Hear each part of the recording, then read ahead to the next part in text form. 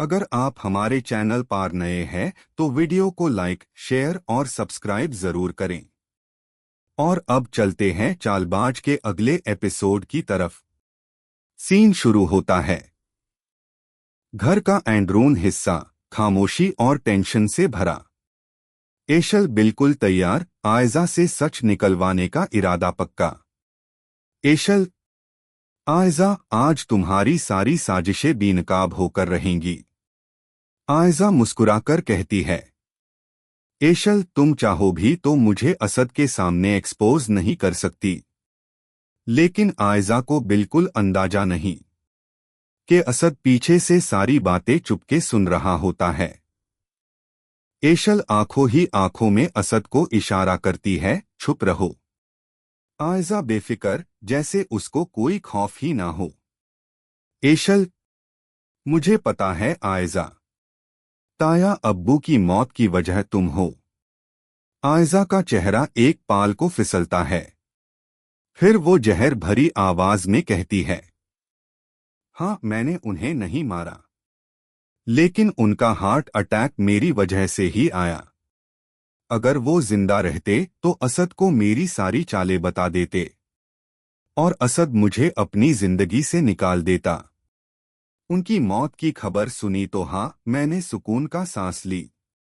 पीछे खारा असद सब कुछ सुनकर टुन हो जाता है। इसी वक्त एसगार्ड्स के साथ आकार आयजा को असद के सामने खड़ा कर देता है।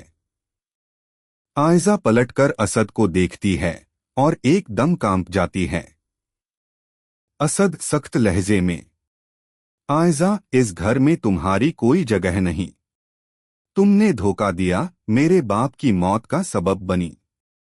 और मैं धोखेबाज लड़की को अपनी जिंदगी में जगह नहीं देता। आयजा रो देती है, एशल पर चीखती है।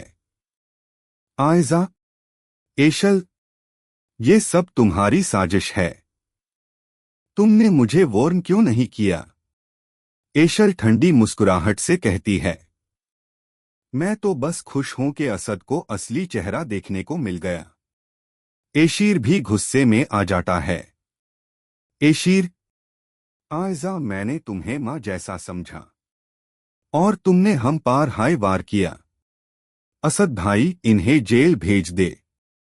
आयजा टूट कर कहती है, मुझे माफ कर दो, मैं बहुत शर्मिंदा हूं।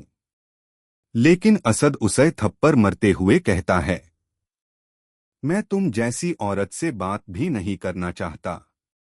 दूसरी तरफ रूहान जब ये सच सुनता है कि उसके डैड की मौत का सबब भी आयजा थी, तो वो बिल्कुल हिला सा जाता है। उसका भरोसा अनाया टक से उठने लगता है। लेकिन एशल और एशीर दोनों कहते हैं, रूहान, अनाया मासूम है, उसका इस सब से कोई लेना देना नहीं। रूहान बहुत मनाने पर आखिरकार मान जाता है और अनाया को अपने साथ रखने का फैसला करता है।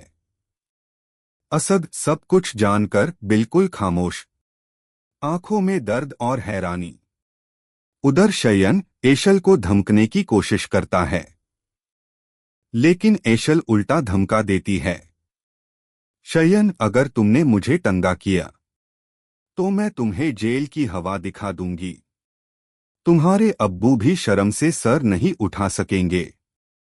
शयन गुस्से में एशल को नुकसान पहुंचाना चाहता है, लेकिन एशीर वक्त पर आकर एशल को बचा लेता है। आयजा अब तन्हा, लेकिन फिर भी साजिशों से बाजी जीतने के लिए तैयार। रूहान और अनाया को अलग करने के लिए वो शयन को कहती है, रूहान को अनाया से नफरत दिलानी है। तस्वीरें, वीडियोस जो चाहो बनाओ, पैसे जितने चाहो ले लो। शयन हंसकर कहता है, ये काम मेरे लिए मुश्किल नहीं। आयजा की नई चाल, क्या वो एशल को एशीर से दूर कर पाएगी? क्या रूहान और अनाया के बीच दूरियां पैदा हो जाएंगी?